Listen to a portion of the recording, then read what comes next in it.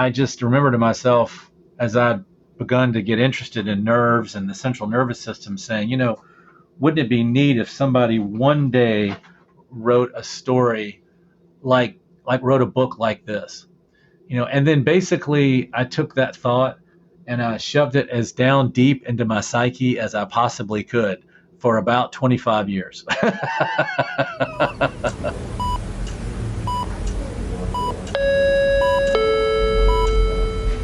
Paging Dr. Cook. Paging Dr. Cook. Dr. Cook, you're wanted in the OR. Dr. Cook, you're wanted in the OR.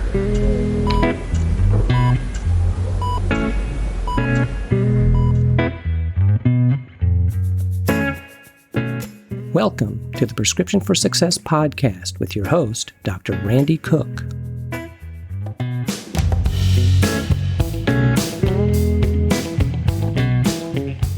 Hello, everyone, and welcome to Prescription for Success. I'm Dr. Randy Cook, your host for the podcast, which is a production of MD Coaches, providing leadership and executive coaching for physicians by physicians to overcome burnout, transition your career, develop as a leader, or whatever your goal might be.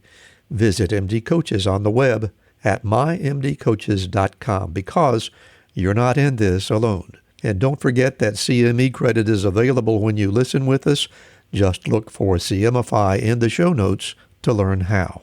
My guest today holds the Cal Turner Chair in Pediatric Neurosurgery and the Chief of the Division of Pediatric Neurosurgery at Vanderbilt University Medical Center in Nashville.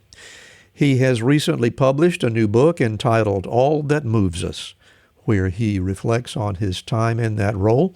So let's hear my conversation with Dr. Jay Wellons.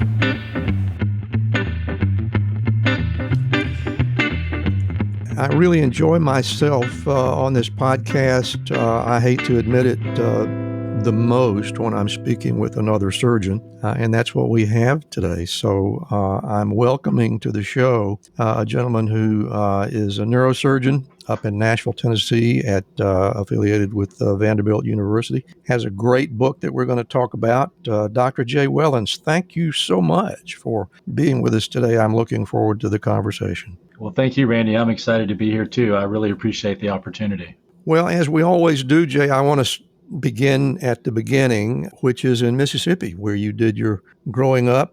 Tell us a little bit about your early life and how you came to get interested in medicine.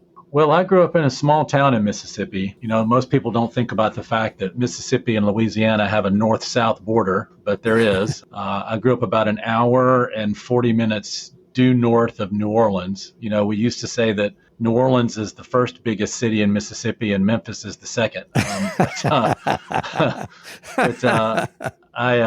I grew up in a small town just over the line in Mississippi, about 10 miles or so. The name of the city was Columbia. It was well known for the birthplace of Walter Payton, who I was able to meet before he died. Wow. And he was just as outstanding a person as you think he would be. Yeah. So I really cherish that memory. But, a lot of other cherished memories growing up in that small town. We kind of, my mom and my dad and my two older sisters, we lived this really nice life where we, were part of a small Episcopal church of about 15 to 18 members.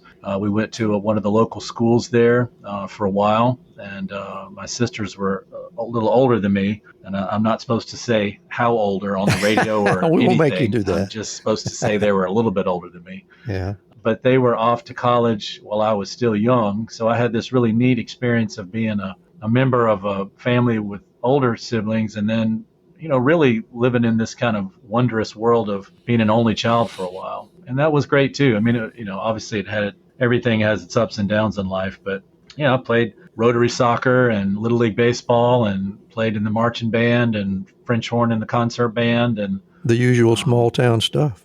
Yeah, just usual small town stuff. Good friends that have moved on from Columbia and good friends that are still there. But around my freshman or sophomore year, my parents and I began to think about the fact that I might want to go away to boarding school. And so I did that. to a school called Macaulay, which is Macaulay Schools in Chattanooga, Tennessee, and I was a boarder for 2 years there. And that was a really transformative experience for me. I bet it was. Small town boy in a completely new environment about that. I want to hear more.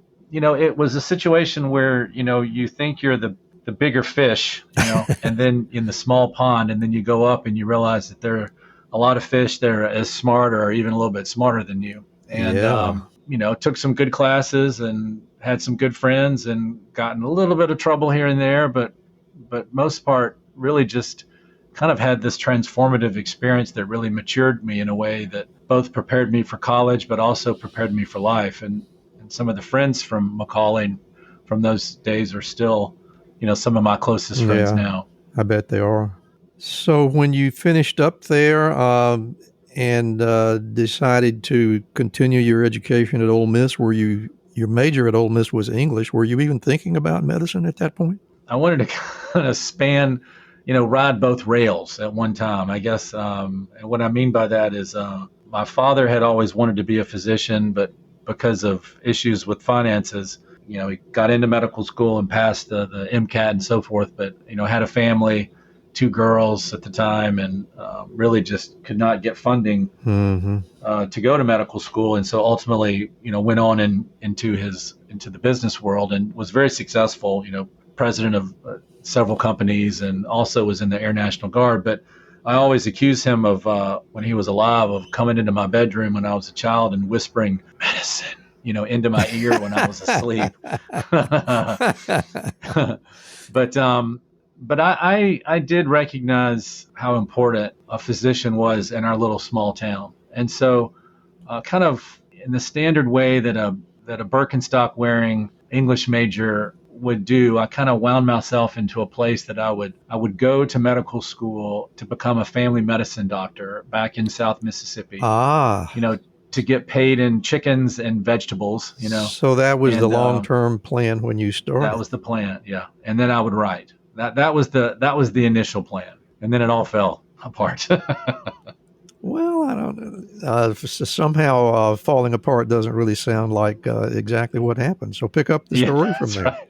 That's right. Maybe it all just blew up. I don't know what the right term is either. Yeah. So as I understand it now, this is a little bit unusual. You got started at Ole Miss as an English major with the intent of going to medical school, and I'm gathering you had no problem getting accepted. So pick up the story there. Well, it was, you have to have some basic classes like chemistry and physics. You got to do some science, yeah. Yeah, the standard ones. But I filled all my elective time up with English writing and, with studying writers. And there was some fantastic professors at University of Mississippi at the time in the Department of English. One had come over from Oxford and was studying the similarities between Southern literature and the Romantic era literature. Had a phenomenal Irish writer, professor, who really turned me on to Joyce and Yeats and Synge and Swift and just so many amazing writers that came from that amazing island. But yeah, I can remember the one professor from Oxford. His name was Chris Fitter. He used to have these classes. I was taking Milton from him. I'd had a microbiology test that day, and the Milton class went from 6 o'clock to 8:30 at night. Wow. And I can just tell you, when you've been studying microbiology and cramming for it like you do in college, it's hard to stay awake at 6 to 8:30 p.m. to Milton. I bet it is. Like the most exciting line in Milton is, "I would rather rule in hell and serve in heaven." That's the only one I know. Everything else is kind of just not quite as exciting. So right. Dr. Fitter was very kind and would bring me tea during the break so that I could stay awake. My goodness. And continue the class. Yeah. And he used to call me Dr. Wellons. Dr. Wellons, let me get you some tea. And all my friends would make fun of me for that. I bet they did. Yeah. Came time to apply to medical school, and I'm gathering you had no problem getting accepted, or were there any struggles at all? I got in and I was really excited to go. Moved down to Jackson to the medical center there, and it's really neat because it's really focused on training people from Mississippi. And so, kind of it wasn't the situation where, like in the paper chase, look to your left and look to your right, and only one of you will be there by the end of your time here. We really all helped each other out. There were people from all colleges all over the state. We had a very traditional medical school experience where you studied really hard, and we had a year-long anatomy class, so we learned our anatomy left and right, which is a little bit different from nowadays. But I think that's why we had a pretty high proportion of people that went into surgery or the surgical specialties, just because of the exposure to anatomy. But yeah, we had busy nights and busy days taking care of patients. I'd like to say Mississippi was akin to some of the other hospitals like Grady in Atlanta. Yeah, you're really just taking care of the patients on a very basic level as a medical student. So you get a lot of exposure early on to not only procedures and learning how to interpret things, but actually making some decisions and feeling strongly the good and feeling even 4 times as strongly the bad. Which I think is a typical thing for people that are in medicine. In those early days of medical school, was neurosurgery your target at that point, or did that come later? Well, it's interesting. I'd written a piece on becoming a neurosurgeon. A piece I in the 4th grade, I wrote it about what we wanted to do when we grew up. In the 4th grade, I wrote it on being a neurosurgeon. Yeah, which was crazy to think about. But then, obviously, going to medical school, I was focused on family medicine and being the everyman doctor. And what happened is in the anatomy lab, we were doing the dissection of the brachial plexus, which is this beautiful group of nerves that come out of the lateral spine, and they kind of jumble up in a predictable pattern, and then they unjumble in a predictable pattern, and they become the nerves that go to the arm. And I just remember thinking that it was like macrame. It was just beautiful, and it was relatively reproducible from cadaver to cadaver. It is a remarkable piece of work, is it not? It really is, yeah. And I remember thinking about kind of the wonder of it, of how that forms, and so kind of from there, I made my way back into the spinal cord, and then from there up to the brain, and then all of a sudden, I'm taking neuroanatomy, and I just remember kind of laying down that desire of being a family medicine doctor, kind of at the altar of neurosurgery, and then that was it. I was off to the run then. Today's episode is brought to you by Eagle Financial Group. Eagle Financial Group is here to help you understand your numbers and to make wise decisions. Whether it's fractional CFO services, accounting, bookkeeping, payroll, or tax strategies and preparation, Eagle Financial Group is your partner to ensure that your practice keeps on serving your patients and gives you more time to spend with your family and friends. It's time that you overcome your obstacles and get control of your financial life today. Give Eagle Financial Group a call at 719-755-0043. Drop us an email at clientservices@eaglefsg.com or visit us online at eaglefsg.com. We are a proud sponsor of the MD Coaches family of podcasts. Are you a doctor struggling to provide the best care for your patients while dealing with financial and caregiving matters out of the scope of your practice? Do you find yourself scrambling to keep up with the latest resources and wish there was an easier way? Then this virtual caregiver conference will save you time, money, and sanity by giving you all the resources and information your patients need in one place. This conference helps you and your patients enlist the best strategies around healthcare resources and the best financial steps for your patients while navigating caregiving situations. You don't have to go home feeling frustrated and helpless because you couldn't connect your patients with the best services.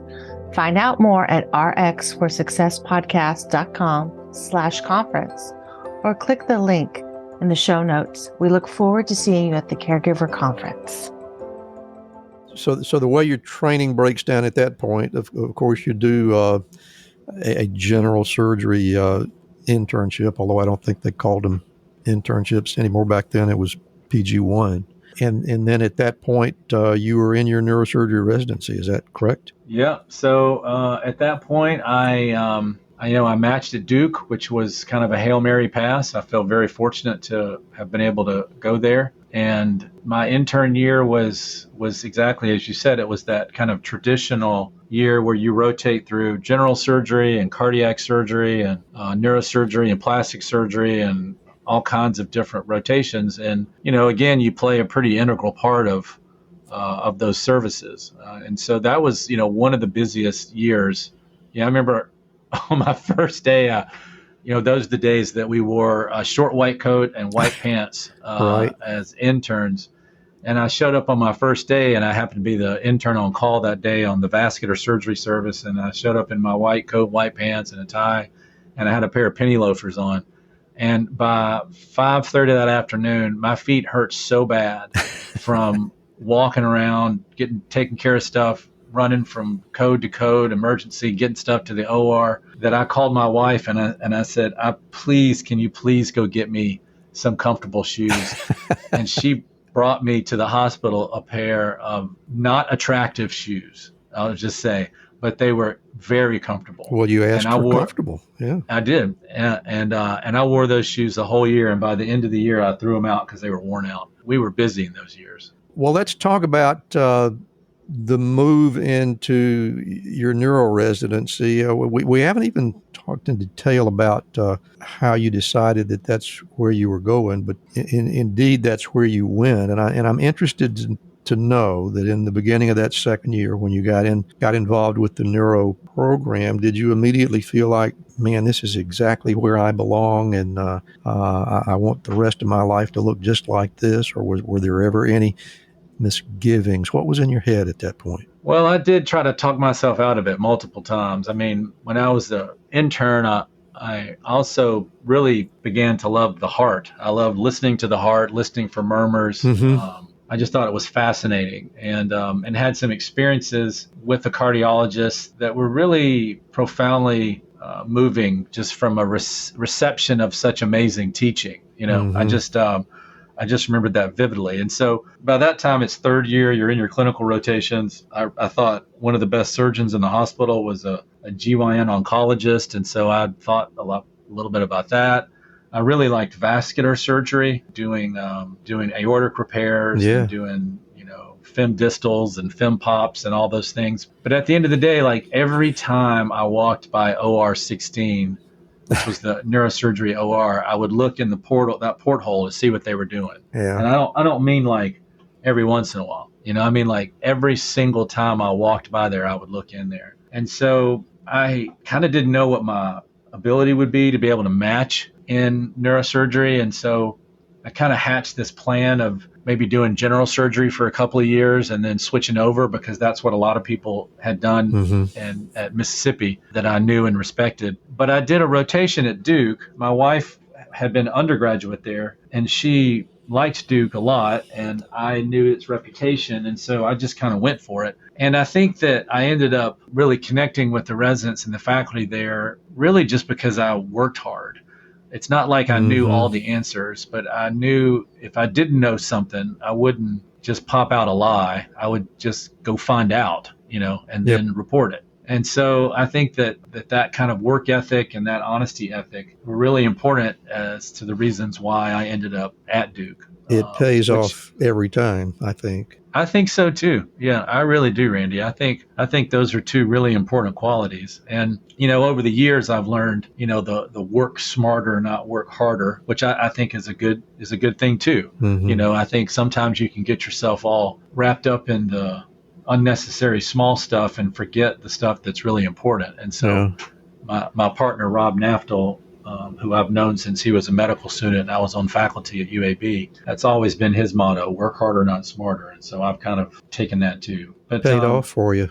Yeah, I think so. I feel like I've gotten a lot of good advice along the way from people above me or beside me or quote unquote below me. So I'm grateful for that. But yeah, so then, your PGY 2 through 6 year was doing neurosurgery, and there were no work hour limitations. Nowadays, you can't work over 80 hours and you have to leave the hospital or lie about whether or not you leave the hospital. So that's, kind of a challenge. But we used to work, we were called residents initially at Hopkins for a reason. You were a resident of the hospital. And, as I'm sure you remember. So those were 120, 130 hour weeks. And, I hit the same tree going home a couple of times on a slow curve, thankfully, from falling asleep. And one time I had this old truck that my wife's dad gave me, and he had driven about 150,000 miles on it, but it was still a good truck. But I couldn't put it into park. There was something wrong with the transmission, and I could never take it in to get it looked at. So I would just leave it in neutral and pull the parking brake up, and it worked fine. And then all of a sudden, I came in at 2 a.m., it was my post call, and I parked the truck up on the little parking pad, and I went in and went to sleep, and I woke up at 4:30 to come back out, and the truck was gone. I was like, somebody stole the truck. I went in and woke up Melissa and said, somebody stole our truck. And lo and behold, what had happened is I forgot to set the parking brake, and the truck rolled down the hill, and it hit a tree. And it hit a tree in a way that it dented the left fender in a way that I could drive it straight or I could turn to the right, but I could not turn to the left. Oh, God. Because the wheel would get caught up in where it had dented it. And so for the next 6 months, I didn't take any left turns. I learned that 3 rights make a left. What a great story. Yeah, that was something. Those days were something. You really do learn to be inventive when you're on a budget. Do you know that? Oh, goodness gracious. We ate a lot of peanut butter and banana sandwiches. I bet you did. Well, interesting to me that only a couple of years into your neuro residency, you signed on for a stroke research fellowship. How did that come about? I enjoyed vascular neurosurgery. I thought the cases were challenging technically. Those are like aneurysms and AVMs. And ICU care was very busy. Those patients can be very sick. And, a lot of it is, at the time, we were doing lots of invasive monitoring, the Swan-Ganz catheters, which is this fancy catheter that you place through the vein underneath the clavicle and you kind of thread it into the heart. And it helps give you various pressures that help you understand how to increase the pressure to the brain. We don't do that now, but it used to be we did it for every patient. And so, I enjoyed that. But then I really liked this one pediatric neurosurgeon. I liked both of the ones that were there, but this one pediatric neurosurgeon, Tim George, was just a terrific surgeon. He handled himself well. He had a good life. And I liked how he was with the kids. And I felt drawn to taking care of kids too, because they are pretty resilient, I learned then. Yeah. And they're also, relatively innocent. And so, when they get in car wrecks, it's typically not their fault. Not that it's our job to judge anybody for why they get in a car wreck. But I really just felt called to take care of children. And I enjoyed working with pediatricians, and I enjoyed talking to the parents. And in kind of a really weird way, and that kind of morphed over my time as an attending, I think I am relatively good at helping people digest and hear bad news. How do you say you're good at something like that? But I think it's because I was raised in a home where there was a lot of compassion and empathy for our fellow human being. So I feel like I got a double dose of that from both my mom and my dad, and from the people around me in my small town of Columbia that I grew up in. I think I realized that I can handle the good, but also the ability to go in a room and tell people that the outcome is not going to be good. I think that takes a lot of grace. And that's not something that I had in spades as a resident, but I think I probably just had the haziest vision of the fact that I'd be able to do that well one day. Well, I'm going to ask you a little bit of a pointed question here, in all the honesty, without any judgment at all. In my experience with neurosurgeons, that degree of concern and compassion and conscientious connection with patients and their family is not something that I see a great deal in neurosurgeons. So have I just been running into the wrong group, or is it more common than I think? You want to expound on that? Well, no, I definitely had a lot of people entreat me to not go into neurosurgery, when I was a medical student, just because of that stereotype like you talked about. But I just felt like that there was room in that field for compassion and empathy. And, lo and behold, my chairman, Reed Thompson here at Vanderbilt, is one of the most empathetic people I have ever met. He is a deeply kind, technically superb master surgeon, but his most important quality is his ability to connect. And so I really like being here and working for people who I really admire and believe in the way that they do things. And so I think that's just what happened to the field. And I don't know if it's because I surround myself with more people that are like that, but I thought I went into pediatrics because that was a place, pediatric neurosurgery, because that was a place for where more empathy and compassion lived. And it seemed to be at the time, but now what I see is that it's all over our field. It really is. Well, I'm glad to hear that. And it certainly can be an institutional thing. Yeah. That sort of culture or a particular culture grows in whatever form it's going to grow, kind of based on how it's led. And I gather that at Vanderbilt, and I'm hoping at UAB, where I did my initial training, you were seeing the same sort of thing. And I'm very gratified to hear that that's the case. Well, you certainly had a stellar beginning to your career at UAB in Birmingham, and then a prestigious faculty appointment at Vanderbilt, which you continued to blossom into. And looking at your CV, you have really had a very fruitful and gratifying career, and having acquired a tremendous amount of both clinical and personal and emotional experience over those years, you have decided to take advantage of the writing skills that you learned as an undergraduate. And I'd be interested to know how that segue came about. You want to enlarge on that? Well, I loved my career at UAB. I was very fortunate.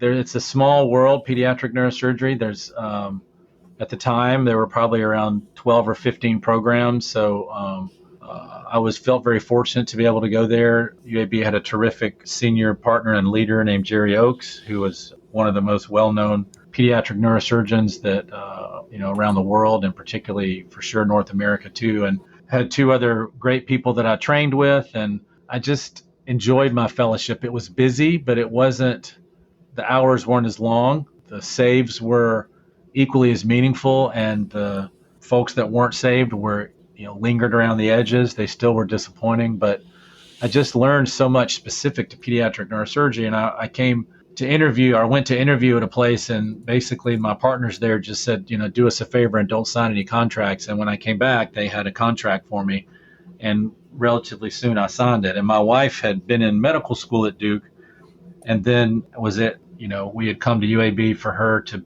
do an intern year, and then we were going to see if we were going to stay or go. And then she was asked to be chief resident, and so it made really good sense for us to stay there. And so when I joined faculty, I was fourth pediatric neurosurgeon there, and really just grew a terrific practice over that 10 years. I had partners that came and went and were successful, and I'm grateful for all of them.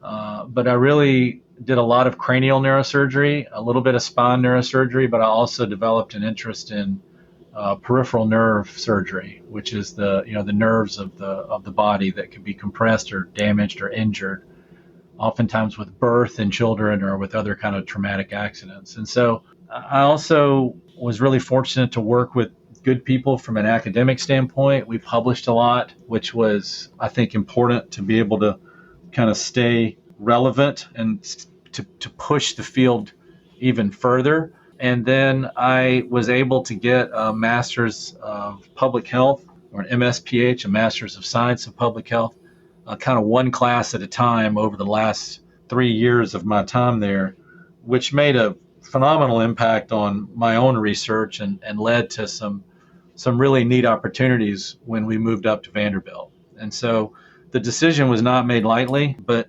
it was a real leap of faith, to kind of quote Kierkegaard. But I think it was important for me to do. What was your vision at that point? Sure. I had looked at both institutions.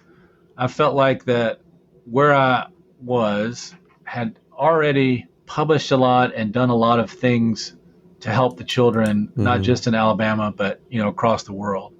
And when I looked at the opportunity at Vanderbilt, the Pediatric Neurosurgery program here was well known for fetal surgery, for spina bifida. But I thought that there was an opportunity to grow kind of the rest of the program. All the I see. Congenital skull deformation work and the brain tumor work and the arteriovenous malformation and, all the things that are on the table of contents of the book of Pediatric Neurosurgery. Right. And so I made that leap and then came up and then gradually began to hire people and build our team. And we have phenomenal nurse practitioner partner, Haley Vance, who we work with, who basically everybody calls the boss right in front of me. You know what I mean? So that's okay because she's amazing. And I have 3 great partners that all have their areas of interest. And we have a fellowship and that's well respected, and we match good people into it, and we do high level research. And I'm very proud of what's come up over the last 10 years here, and that really is manifestation of the vision that I kind of thought about when I made that Kierkegaardian leap of faith. And I just remember it feeling like the biggest deal in the whole world, that I was leaving a place that I liked so much to go to a place that's going to take some effort. But I just can't imagine having not done it. It was good for me, to take that leap. It was good for my wife. It's really good for my kids to have seen that you can just up and move and your little unit and everybody can just be fine. And it must have been really gratifying to sort of create something of your own vision came into being right in front of you just because of that decision. Am I overreading it or not? No, I'm very grateful for it. And also, I think a good leader, when they bring people on, you then begin to share, have a shared vision, and you begin to incorporate, what those people, what they value. And when you move from being a member of a group to being first among equals, as they say for the Archbishop of Canterbury, I like to say I'm first among equals. It's really important that you get direct input and that you value what your partners value, and that you incorporate that into what your shared and collective vision is, because then you really get buy-in from your partners, and all boats rise. At the end of the day, the most important thing is that care is good, and that the care that you render to the children, and the way you communicate with the families, and the way you engage with the pediatricians and your consultants, and all the different places that we interact with in the hospital. I'll say this, that view of the neurosurgeon as this kind of lone wolf who's got kind of a 2-day-old beard and is drinking terrible coffee and is not nice to anybody and doesn't work well with others. I mean, I will tell you that in my opinion, neurosurgery, and in particular pediatric neurosurgery, there's not a more collaborative field than what we do. I mean, we work in the pediatric ICU, the neonatal ICU, the emergency room, the wards. We cross with orthopedics, with spine and peripheral nerve, with plastics, with peripheral nerve. We run a brachial plexus clinic together. We have, epilepsy with our neurology team. We have a spina bifida clinic with our urologists and orthopedic colleagues. We do work with infectious disease, with hospitalists, with the cardiac service. I mean, there's really not a service in the hospital that we don't have some interaction with, either surgical or non-surgical. And so I find it to be fascinating, to really be in a way where you can connect not just with the patients that you care for, but also you can connect with the people that you work with that are on other services. Well, it sounds like you have found possibly an unexpected degree of gratification with the move to Vanderbilt, and certainly congratulations to you on that. But thank you. With that in mind, I would like to segue us into an even new chapter in your life and development of an additional talent that seems to be really profound. I mean, I've read your book, and I'm very impressed with it, but certainly you've done quite a bit of professional writing during your career, but this is different. This new book of yours, All That Moves Us, really exposes a completely often overlooked side, I think, of medical professionals. And I'd like for you to talk a little bit about how you decided to write this book and how you picked the stories that went into it. When I was a first-year medical student, I was up in the cadaver lab, and, I had this kind of nascent or this little interest in cardiology, and there was a book that they'd given us called On Doctoring when we started our first-year medical school, and it had it was an anthology of various doctors' writings, and one of them was by a guy named John Stone, which I thought was just terrific. At the time he was a cardiologist at Emory, and so I found out that he'd written a book called From the Country of Hearts, and it was a series of essays about the heart. And so it was right around the time that we were studying the heart in the anatomy class. I went and purchased that book, and I just can't tell you this, understanding about the literal heart, seeing it in our cadaver and looking at it and examining it, and then also reading about the metaphorical heart. I just remember to myself, as I'd begun to get interested in nerves and the central nervous system, saying, wouldn't it be neat if somebody one day wrote a book like this? And then basically I took that thought and I shoved it as down deep into my psyche as I possibly could for about 25 years. Oh, is that all? And most everybody from Mississippi are really good storytellers and can be long-winded in a William Faulkner kind of way. I always say it's hard for me to say hello in less than 2 minutes, But it was my sister, Sarah, who basically said, you should write some of these stories down that you've been talking to us about. And I was like, yeah, I'll do it at some point, but I'm busy neurosurgeon. I got neurosurgery stuff to do. And then all of a sudden, I had a medical issue. The number of times that I'd sat at a computer or put films up for a family to see a tumor in the brain and telling them that we would need to take it out and we would need to, what it meant and was it benign or malignant and how long the child would be there and what the risks and benefits were from surgery. I just had that conversation hundreds of times. And all of a sudden, instead of me sitting there saying it, it was me sitting there listening to somebody tell me I had a tumor in my pelvis that looked like it was benign, but was going to need to be resected. So I had that, and it turned out I was on bed rest for like 2 months. And so you can imagine at the time I was program director, I was vice chair of the department, I was division director of pediatric neurosurgery. I had a lot of responsible hats, and, I was busy surgeon. And so I was going about warp factor 9, and all of a sudden I went from warp factor 9 to standstill. And so, there's only so much Netflix that you can watch, Randy. I promise you that.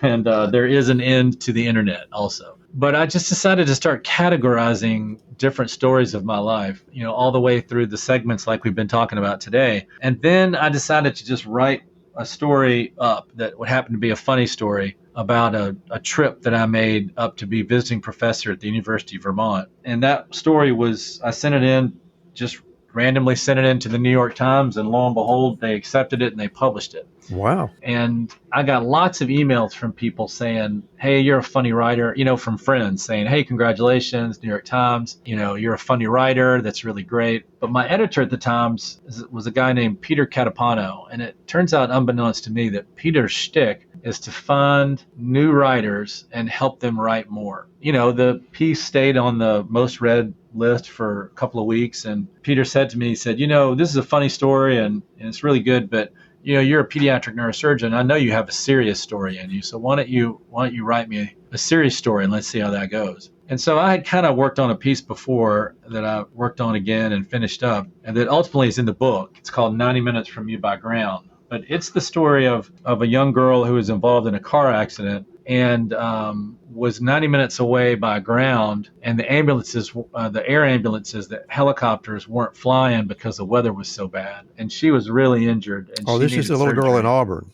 Yeah, she was the one in Auburn. Auburn, Alabama, by the way, for the audience, is Auburn, Alabama. That's right. Southeast Alabama. For perspective, Birmingham is a ways north. So go ahead. And basically, the ER doctor called me, and I was like, "Why is she not in the air already?" And he said, "Well, because the helicopters aren't flying." And I just kind of thought about it and thought about my dad, and how problem solving was kind of a part of our lives and part of his life. and all of a sudden just said, "What about those Black Hawks? Are they flying nearby?" And the ER doctor said, "I'll give them a call." And lo and behold, about 25 minutes later, I felt this thump on the glass, thump, thump, thump. And then it was, it was pushing the rain to the side, and I could see trash cans going down the street of the hospital right out in front of my office on a Saturday morning. And I could look up and just see the tail of a Black Hawk hovering over the helipad. It's too heavy to land. So they had to kind of lower her down. And I met them in the ER. Two of the soldiers were there. They were drenched from flying in the rain, but they got her there. One of them snapped to attention when he saw me. I said, "At ease, we should be saluting you because you guys have saved this girl's life." And we took her up to the OR and, took out her subdural hematoma. That's a blood clot on the side of the brain. And, she was sick. She had a blown pupil, which meant she was close to dying. One side wasn't working. One side of her body wasn't really moving. And so it took her some time to get better. She survived. She woke up. She was able to talk to her family. But her course was one of just pure work and resilience. And, I would see her on rounds or at the rehab part of our hospital or in clinic. And then once clinic stopped, I would get letters from her parents, but it was about how, she was back in school, and then it was she had made the headmaster's role in her grades, or she became the school mascot and was, cheering in the big tiger uniform, or she got into college, or she was decided to major in social work. And, it was just really phenomenal to see her get better. And then one day I was sitting at my desk up here at Vanderbilt, and I got a letter, and it was not cards or newspaper clippings, but it was a letter from her, from Jensen, from the patient who had grown up and was getting married. And she wanted me to know that she was getting married and how grateful she was for the ER doctor and for the nurses and for the soldiers that had been there, because I had told her the story before. And then she said how grateful she was for me. And, I realized how grateful I was for her, because it was early in my career and I was kind of learning how hard to push people and what to expect and how hard, to work to get patients up. And I thought to myself, how many children have been saved because of Jensen's recovery, when I really could tell that it mattered. And so that piece got sent out. And after that, I got hundreds and hundreds of emails from people that I knew and people that I didn't know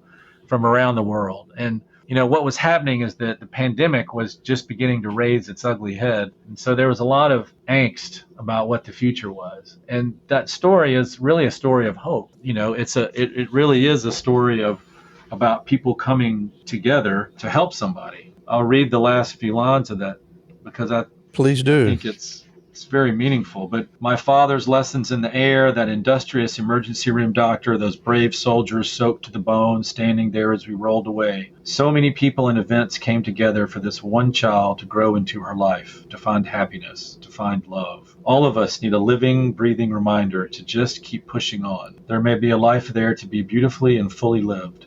A person who just needs someone, anyone, to work the problem, to make the hard call, and to fly in a storm. And that story really was the jumping off point for the book. Not only did I get all these kind emails from people around the world, I remember one in particular from a guy who said, I had 104 fever in Vietnam on the front lines from malaria. I was gonna die. The medevacs weren't flying because it was too hot, too much fire, bullets flying. Right. And this one crazy Huey helicopter pilot threw me in the back of his Huey and chomped on a cigar and flew me out through the enemy fire and got me to the back hospital. And that's why I'm here today. And reading your story made me remember him and how grateful I was for that man and for what he did for me and how much he helped me. And so that sense, I just said, what these kids have shown me over the years and their grace and resilience has been phenomenal. What I've learned from them and how they've helped me, handle my father's early death or handle some of the difficulties in my life. By seeing these children, I just said, if I can do it, if I can write the stories the right way, it might really help, a whole bunch of stories might really help people. And so that's what happened. Well, that's an incredibly generous attitude on your part, and I cannot help but believe that it's going to accomplish just exactly what you hoped it would accomplish, because the stories are they are heart-wrenching and they are unquestionably, to my way of thinking, going to be a source of inspiration for a lot of people. I can't say enough nice things about the book, and that's just one. That one miraculous story is one among many, and it's beautifully written. And I got to think that you had a lot of fun putting all those stories together. Have I got it right, or did you find yourself on some days thinking, "What have I gotten myself into?" Tell me about your mindset. Well, no, I mean, I had more stories than we needed. I bet you did. I had some that were already written, but some that needed to be written. But one of the first things that happened is, with the second piece that came out, and some of the kind emails from folks around the world, also came emails from agents. And, I'm fortunate enough, as I mentioned, to have John Meacham and a couple of other writers as friends who helped me kind of navigate that world. But I selected a guy named David Granger. And David had been the editor of Esquire for 28 or 29 years.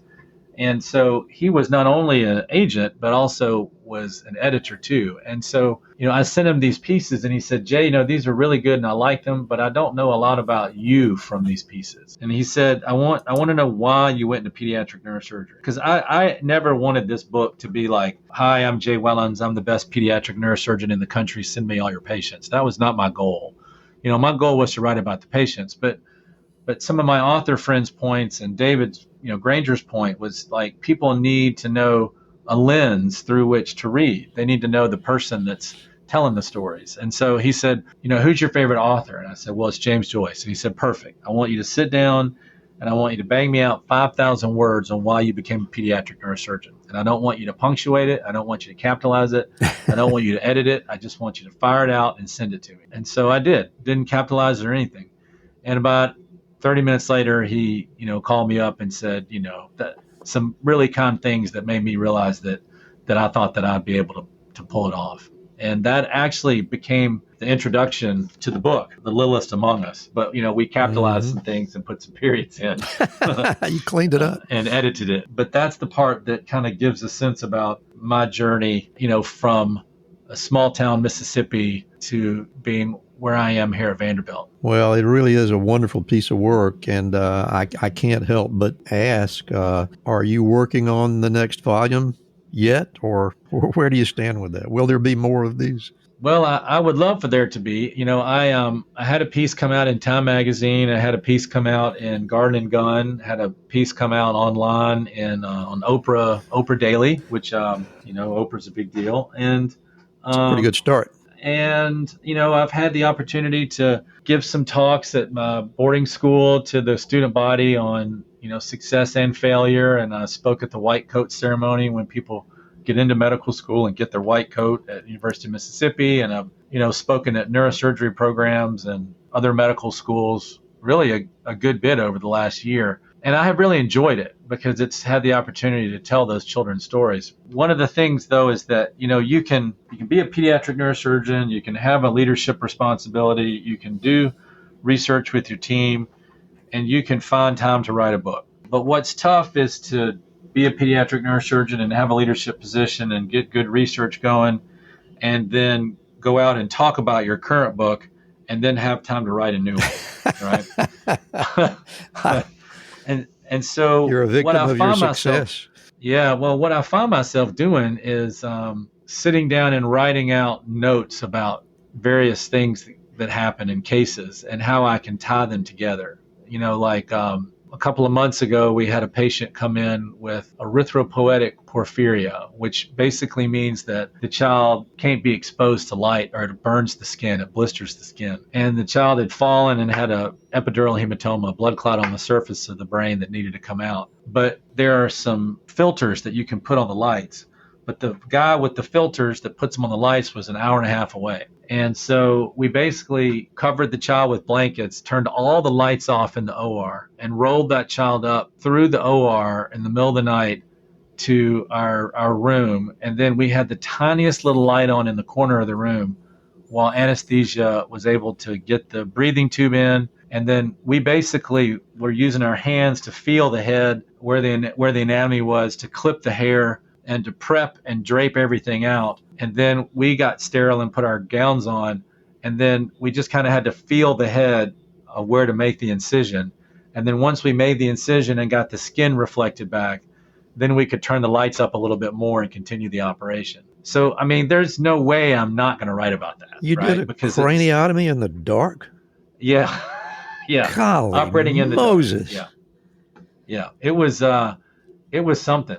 What's so neat about it is that, for the book itself, the parents of the most recent patients that I could get in touch of, 100% of them did not want any change. They didn't want to change the name or the gender or the age or anything. And so, now when I'm in a situation when a child's gotten to resolution, I'll say, something like, look, do you have any other medical questions at all? And the families will say no, or they might have a question. I say, all right, well, look, I want to ask you one more question, and that is that I've written some about patients, and I'd be honored if I had the opportunity to write about your child. And really, it's just 100% of people just say, please do, just, tell our child's story or tell our baby's story. I'm not surprised to hear that at all. What a fabulous gift. Jay, I have really enjoyed this conversation, possibly as much as I enjoyed the book, All That Moves Us. Well, thanks. It's just really a wonderful, wonderful piece of work, not only for medical professionals, but for the lay public as well. And I'm not at all surprised that it has been as successful as it is. I appreciate you being here to talk about it, but what I want to do at this point is get out of your way and let you speak to our audience on your own and from your own soul. So, audience, I'm going to close my mic, and Dr. Jay Wellons will share his personal prescriptions for success. Well, thank you, Randy. I appreciate the opportunity. So, for me, I think what I have learned over the years in various work relationships, and that's what I'm going to talk about because work is a big part of our lives. It's how we get, a sense of purpose. So what I have learned over the years is, I think, three main things. One is it's extremely important to work for somebody who you believe in, and that the mission is something that you believe in. And what I mean by that is if you have a chairman like an academic neurosurgery or academic medicine, or if you have a boss or a manager right above you, and you don't believe in what your unit is doing, and you don't really respect or believe in that person, it's going to be hard to find a lot of meaning in what it is that you do. And so I highly suggest doing your best to either find meaning in that and find the good side of the people that you work for, or trying to evoke change or changing it, yourself. Because I think that's really important, that the people above you and the mission above you is something that is important. And then that leads to the second thing, which is I think the people that you work with right beside you are equally as important. I have 3 amazing pediatric neurosurgeon partners. We all split call every 4th night, every 4th weekend. And I have a nurse practitioner partner who actually has her doctorate in nurse practitioner. So technically she's a doctor too. And she reminds me of that from time to time, I will say. But I will say that having people beside you who have your back and you have their back, that is a tremendously meaningful thing. I know that when I'm tired and my partners are on call, that the patient that I operated on will be well taken care of. And they know the same with me. And I just think that's extremely important. And then last I'll say is that then the people that are under you, and under you is a hard, I don't know a better way to say that, but maybe the people who you have responsibility for, who are coming up behind you. I can't express how important that is to have a sense of passing on wisdom to that generation and also listening to that generation. I think in medicine, we were pretty critical of millennials for a while.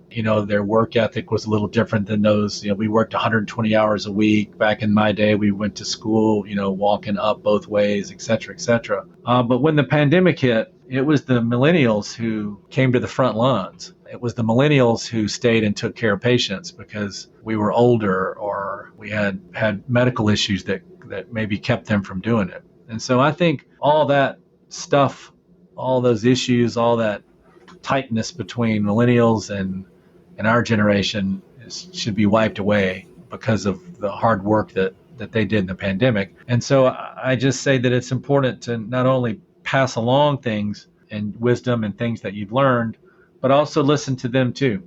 And I've learned a lot from my trainees, my residents, and my fellows. And I think it's important to incorporate that. So those are my three main areas of advice that help really make work a meaningful part of your life. So in my notes, I've written find and believe in good leaders for yourself. Number 2, surround yourself with colleagues that you respect and believe in. And Yes. Last but certainly not least, respect those whom you lead and take the opportunity to learn from them. That's some really good advice, Jay. And I can't say that I'm surprised to hear that kind of wisdom from you. I have really, really, really enjoyed the conversation today. It's always a lot of fun to talk to a fellow Southerner, and I appreciate that. Before we go, I want to give you an opportunity to share anything that you want to share with our audience, where to find your book, where to find you, email addresses, websites, anything that you'd like to pass on to the audience. Please tell us right now. Randy, I have really enjoyed the opportunity to be here. I've enjoyed this conversation too. It's like a little calm Zen moment in the midst of a crazy medical day at the hospital. So thank you for it. But the book is called All That Moves Us. The subtitle is A Pediatric Neurosurgeon, His Young Patients, and Their Stories of Grace and Resilience. I'm very fortunate to have Penguin Random House as the publisher, which has been a terrific group to work with, editor, and just the marketing and all of it. It's just been wonderful. And I'm very excited that the paperback recently came out, and they asked me what I wanted to do for the cover of the paperback. And there's something that our nurses do, and many nurses do in operating rooms. But if a stuffed animal comes in with the patient, oftentimes the nurses, if they have a moment, will put a little head wrap on the stuffed animal, or put a little sling on the arm, or something that's similar to what the child is having, so that when the child wakes up, there's their beloved buddy with a head wrap just like them. That's really their cool. Beloved. Yeah, it's their beloved buddy with a head wrap just like them. It's really such a kind thing. And so I asked our nurses to do it, and we took some pictures and sent it to Penguin Random House, and they loved it. And so that's on the cover of the new paperback.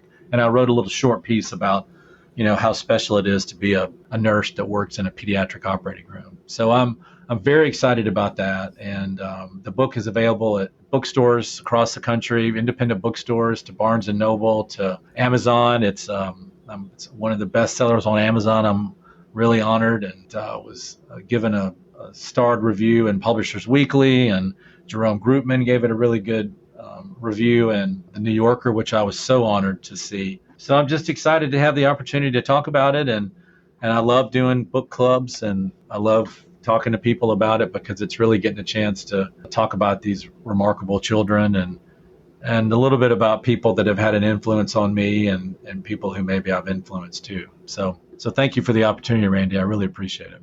Well, Dr. Jay Wellons, thank you very much for taking the time to be with us, and congratulations on the success of the book. It's been a lot of fun talking to you today, so thanks again. Thank you.